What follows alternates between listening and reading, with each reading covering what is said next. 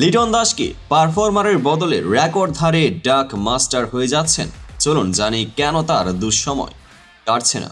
লিটন দাস এক সময়ের নির্ভরযোগ্য ব্যাটার, যিনি দলকে নেতৃত্বও দিয়েছেন। তবে এখন বিপিএল মঞ্চে তার নাম জড়িয়ে গেছে লজ্জার রেকর্ডে। 10 বার টপ অর্ডারে 0 রানে আউট। এবার ভাগ বসালেন এনামুল হক বিজয়ের সঙ্গে। সময়ের অন্যতম প্রতিভাবান ব্যাটার লিটন।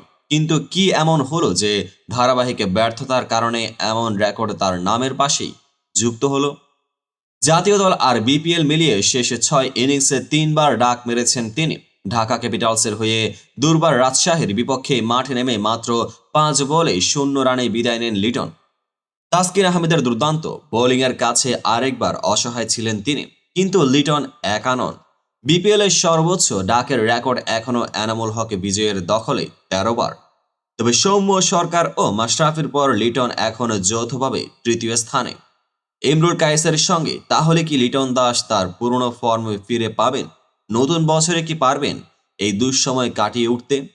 থিসারা পেরেরা যে তাকে দলের প্রধান অস্ত্র হিসেবে ঘোষণা করেছিলেন, সেটার প্রতিফলন কি আমরা দেখতে পাবো?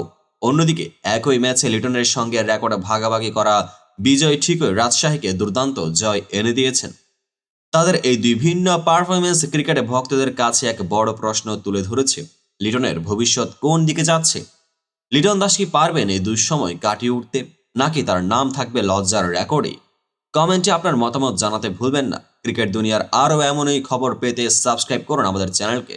লাইক, শেয়ার আর কমেন্ট করতে ভুলবেন না। পেজটিকে ফলো করে পাশে থাকুন। দেখা হবে পরবর্তী আপডেটেড ভিডিওতে।